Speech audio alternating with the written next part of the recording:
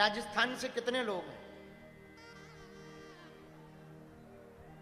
अच्छा, कोई बाहर से है भी कि नहीं? हाथ नीचे करो, पीटने के काम आएंगे। राजस्थान में एक जगह है गागरोन। गागरोन, गागरोन गढ़ के राजा हुए श्री पीपाजी महाराज। आहा, धन्य है, धन्य है उनकी भक्ति। गागरोन गढ़ के राजा श्री पीपाजी हुए। उनकी पत्नी का नाम था सीता सहचरी। भक्तमाल में कथा है ये, हम नहीं बोल रहे, भक्तमाल में इस कथा का वर्णन है। गागरोन गढ़ के राजा श्री पीपाजी महाराज रामानंदाचार्य जी के शिष्य हुए। रामानंदाचार्य जी ने इनको दीक्षा दी और 12 प्रधान शिष्यों में भी इनकी महत्वता थी। आहा, कबीर जी रामानंदाचार्य जी के चेला हैं। कबीर जी, रैदास जी भी रामानंदाचार्य जी के चेला। तो श्री पीपाजी महाराज ने रामानंदाचार्य जी से दीक्षा ली। तो रामानंदाचार्य जी से जब ये दीक्षा लेने गए तो इन्होंने खबर दी रामानंदाचार्य जी को कि जाओ कह दो गागरोन गढ़ के राजा आए हैं। तो रामानंदाचार्य जी ने दोबारा खबर भिजवाई कि हमें राजाओं से मिलके करना क्या है, तुम राजा हो, हमारे पास महाराजा है, हम तुम्हारे साथ समय क्यों बर्बाद करें, भजन करेंगे, राम जी को रिझाएंगे। तो राजा को बहुत बुरा लगा। तो राजा रोने लगा, बोले महाराज तो करें क्या, दर्शन करना है रामानंदाचार्य जी के। तो खबर भेजी रामानंदाचार्य जी ने सेवकों के द्वारा, कह दो ये राजपद का अभिमान छोड़कर आए। तो उन्होंने तुरंत वस्त्र त्याग दिए, सेना को आज्ञा दी कि वापस हो जाओ। और ध्यान से सुनना, साधु के पास, परमात्मा के पास जब भी जाओ कुछ बनकर मत जाओ। साधु के पास, महात्मा के पास या परमात्मा के पास, 3 जगह यदि जाओ ना, मां के पास, महात्मा के पास और परमात्मा के पास, तो बालक बनकर जाओ। चाहे जितने बड़े हो जाओ, चाहे जितनी उपलब्धि प्राप्त कर लो, चाहे जितना आपका बड़ा कदपद हो जाए भैया, चाहे जितना बड़ा नाम हो जाए, चाहे तुम जितने पावरफुल बन जाओ, पर 3 जगह पर बालक बन करके जाओगे तो ही भला होगा। मां के पास, महात्मा के पास और परमात्मा के पास। आहा, गागरोनगढ़ के राजा पीपाजी महाराज को बहुत बुरा लगा। मंत्रियों को भगा दिया, सेवकाओं को भगा दिया, सेवकों को भगा दिया, राज वस्त्र त्याग दिए, फटे पुराने से कपड़े पहन लिए। अब तो दर्शन देने को कहो। तो रामानंदाचार्य जी ने खबर भेजी, सेवक को फिर भेजा कि हम दर्शन तब देंगे जब हमारी आज्ञा का पालन करो। तो पीपाजी महाराज बोले आज्ञा कहें, भगवान से पूछ के आओ रामानंदाचार्य जी से आज्ञा क्या है। बोले आज्ञा है कि सामने जो मंदिर के बाहर कुआं बना है उसमें कूद जाओ। अब बताओ, हम लोगों में से कोई होता तो यही कहते भाड़ में गए गुरुजी, दूसरा गुरु खोज लेंगे, ये तो पगला है। हमारे यहाँ कई चेला आते हैं वीवीआईपी बन के, और उनको मिलने ना मिले या उनकी कोई इज्जत ना करे या उन्हें कोई पूछे ना, तो उनका मुंह ऐसे फूल जाता है जैसे हमने उनके दादाजी से कर्जा ले रखा। हाँ हाँ हाँ, हाँ। हमने कई चेले देखे अपनी कथा में कोई बहुत नामचीन चेला आवे और उसका नाम ना लो तो वो पूरी कथा में ऐसे बैठता है जैसे पिट गया। हाँ, कुछ लोग होते हैं ऐसे। आहा, पर धन्य है पीपाजी महाराज। पीपाजी महाराज से स्वामी रामानंदाचार्य जी ने खबर भेजी, सामने जो कूप है, कुआं, गिर जाओ। बिना विचार किए हुए श्री पीपाजी महाराज भागे भागे गए, और जैसे ही छलांग लगाने वाले थे रामानंदाचार्य जी दरवाजे पर आ गए। रुको राजा, बस परीक्षा पूरी हो गई, इधर आओ। महाराज आज्ञा, 1 साल बाद हम तुम्हारे घर पर आएंगे, सभी 12 प्रधान शिष्यों को लेकर तुम घर पे जाओ, आज से तुम हमारे शिष्य हो गए। महाराज अब घर नहीं जाना है, आपके पास आ गए, अब क्या जाना, अब सब त्याग ही दिया है। नहीं नहीं, हमारी आज्ञा है, साधु बाद में बनना, 1 साल आने का इंतजार करो। पीपाजी महाराज घर आ गए। सुनना साधु सेवा की बात है, बहुत ध्यान से सुनना। 1 साल बाद श्री रामानंदाचार्य जी सभी शिष्यों को लेकर के पीपाजी महाराज के घर पे गए। आहा, पीपाजी ने खूब प्रणाम किया, खूब सेवा की और एकदम नेत्रों से जल बहा करके सेवा की। रामानंदाचार्य जी जाने लगे तो पीपाजी महाराज बोले, प्रभु आपकी आज्ञा हो तो अब हम भी जाएं। कहां? भजन पूजन करेंगे, कहीं मन लगाएंगे, भक्ति करेंगे। नहीं नहीं नहीं, सेवा करो महाराज, अब क्षमा करो, 1 साल हो गए, अब हमारा मन नहीं यहां लगता। एक बात बोले, राजघराने में भी सुख नहीं है। सुनो, राजघराने में भी क्या नहीं है? हम लोग राजघराना पाने के लिए ललायत रहते हैं, कद पद प्रतिष्ठा पैसा। यदि राजघराने में सुख होता तो महात्मा बुद्ध राजकुमार थे, राजा की गद्दी छोड़ करके महात्मा ना बनते। राजघराने में सुख होता तो पीपाजी महाराज स्वयं राजा थे, वो महात्मा ना बनते। इससे सिद्ध होता है बड़े घरानों में भी सुख नहीं है, सुख तो भगवान के भजन में। आहा, तो पीपाजी महाराज बाहर निकले। आहा हा, तो सभी रानियां पीपाजी के साथ चलने लगी, हम भी साथ में चलेंगे।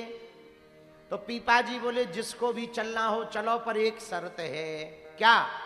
रानी बनकर नहीं रहना पड़ेगा, ये वस्त्रों को त्यागना पड़ेगा, साधारण वस्त्र धारण करने पड़ेंगे, सेवक सेवकाएं साथ नहीं चलेंगी, रथ घोड़े हाथी पर नहीं बैठना पड़ेगा, पैदल चलना पड़ेगा। तो जितनी रानियां थीं धीरे धीरे सब आउट हो गईं, वापस हो गईं। क्यों? सुरे नर मुनि सबकी यह रीति, स्वार्थ लागी करहीं सब प्रीति, स्वार्थ लागी भैया करहीं सब। सुर यानी देवता, नर यानी मनुष्य, सबकी रीति है, स्वार्थ देखेंगे तो प्रेम करेंगे। ध्यान देना, जब तुम किसी बड़े पद पे बैठ जाओगे या खूब बढ़िया नोट आ जाए, उसी दिन तुम्हारे व्हाट्सएप में गुड मॉर्निंग के ज्यादा मैसेज आएंगे। हाँ, और जिस दिन तुम्हारी न्यूज छप जाए कि अमुक अमुक भाई साहब कंगाल हो गए, तो तुम्हारी गुड मॉर्निंग भी डबल टिकनी होगी। बुरा ना मानना, हकीकत है। और हमने तो ये अनुभव की है, हम ये कोई ऐसी बातें नहीं कह रहे, अनुभव की बात कह रहे हैं। तो पीपाजी महाराज ने रानियों से कहा कि जो दासी बनकर के रहे, भक्तनी बनकर रहे, वो चले। सब रानियां चली गई, पर एक छोटी रानी रह गई जिसका नाम था सीता सहचरी। घूमते घूमते द्वारका जी में ठाकुर जी के दर्शन भये, आगे बढ़े तो एक साधु भगत जी के घर पे गए। पति पत्नी दोनों भक्त थे। पीपाजी राजा तो थे ही, तो नाम जानते थे, परिचय तो था ही। उनके घर पे रुके तो जिस साधु भगत के घर पे गए, वो साधु के बड़े सेवक थे। इतनी साधु सेवा करते थे कि पिताजी ने जितनी संपत्ति दी सब बेच बेच के रोज भंडारा करा दिया, पूरा बेच दिया। अब नौबत ये आ गई कि पत्नी के गहने बेच दिए साधु सेवा में।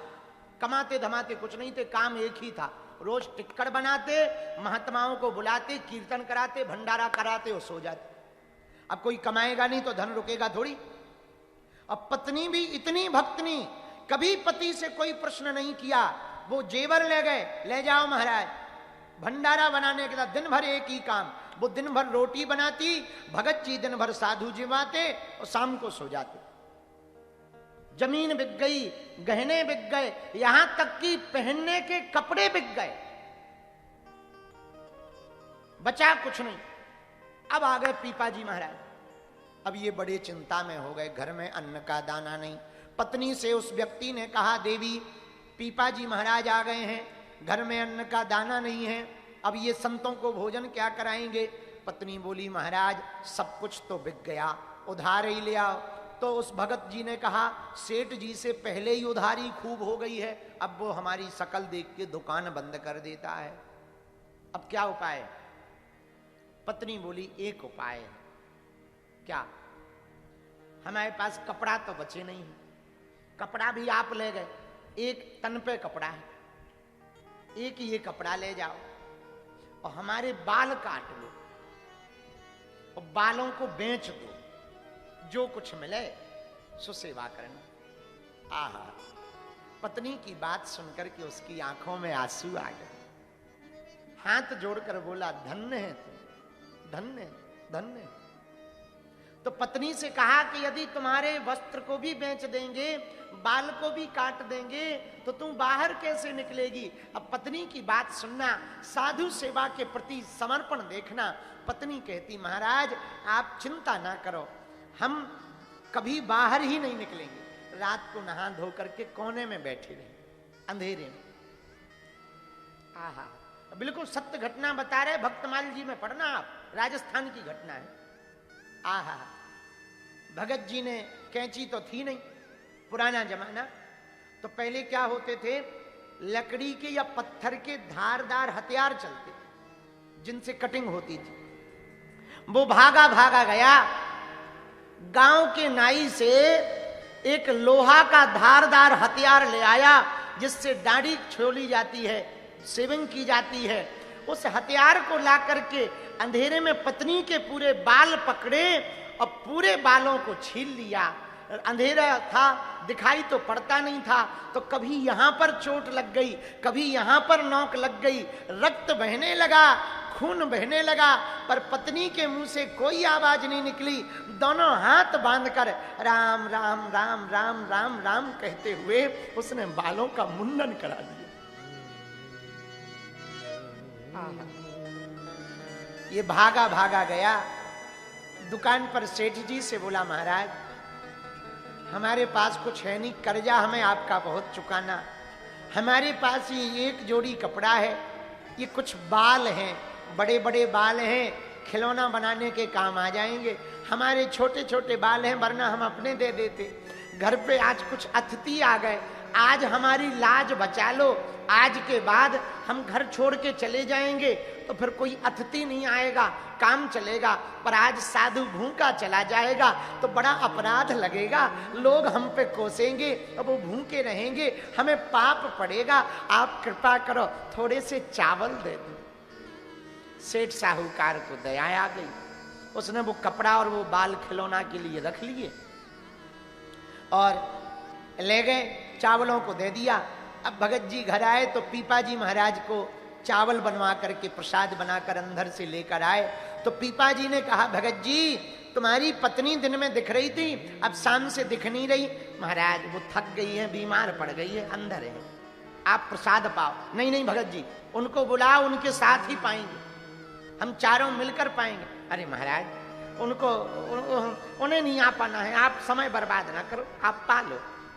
क्यों नहीं आना है?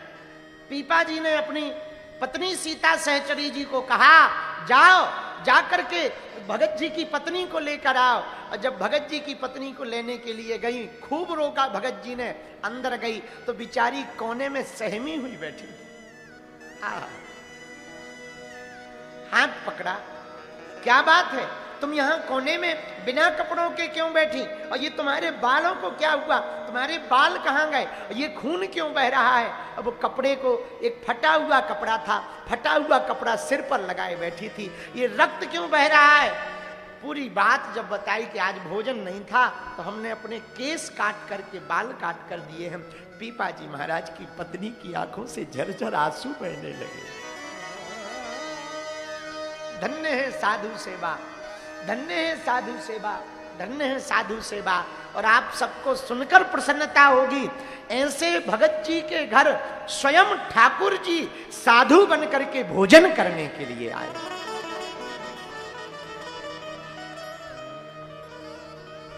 प्रियजनों, आज भी कलयुग में ठाकुर जी मिलने को तैयार हैं, बस कोई समर्पण भाव से उनकी सेवा भर करे। आज भी ठाकुर जी प्राप्त होने को तैयार हैं। ठाकुर जी कहीं नहीं है, वैष्णव का धर्म है सेवा करना, वैष्णव का धर्म है प्रभु की भक्ति करना, वैष्णव का धर्म है साधु की सेवा करना, वैष्णव का धर्म है प्रभु के प्यारों की सेवा करना। भैया वैष्णव वो नहीं है खाली मस्तक पर तिलक लगा लिया, धोती पहन ली, माला ले ली तो वैष्णव हो गए। वैष्णव वो है अपने से ज्यादा अपने ठाकुर जी की जो सेवा करे वो वैष्णव है। और चेन्नई के पागलों, हम निवेदन करेंगे तुम कर्म करो, व्यापार करो, सब कुछ करो, पर थोड़ा मोड़ा समय मिले तो प्रतिदिन ठाकुर जी की सेवा जरूर करो। आप ठाकुर जी की सेवा करोगे तो हम वचन दे करके कहते हैं ठाकुर जी एक ना एक दिन किसी ना किसी रूप में आपके घर पर जरूर आए। बालाजी महाराज के कृपा पात्र बागेश्वर धाम पीठाधीश्वर परम पूज्य धीरेन्द्र कृष्ण शास्त्री जी महाराज का पावन संकल्प। मध्य प्रदेश में छतरपुर के ग्राम गढ़ा में बनेगा विश्व स्तरीय कैंसर अस्पताल एवं रिसर्च सेंटर, जिसकी आधारशिला देश के यशस्वी प्रधानमंत्री नरेंद्र मोदी जी के कर कमलों से रखी जा चुकी है। 200 करोड़ रुपए की लागत वाले 100 बेड के इस अस्पताल में गरीबों का होगा मुफ्त इलाज। ये बहुत बड़ा अवसर है, बहुत बड़ा काम है। संकल्प बड़ा हो, संतों के आशीर्वाद हो, प्रभु की कृपा हो तो समय सीमा में सब पूर्ण होता है। हमारे प्रियजनों, बागेश्वर धाम पूरे भारत के लोगों, अभी तक अस्पतालों में मंदिर थे, अब मंदिर में अस्पताल होगा। कैंसर हॉस्पिटल निर्माण हेतु सहयोग देकर पुण्य के भागी बने।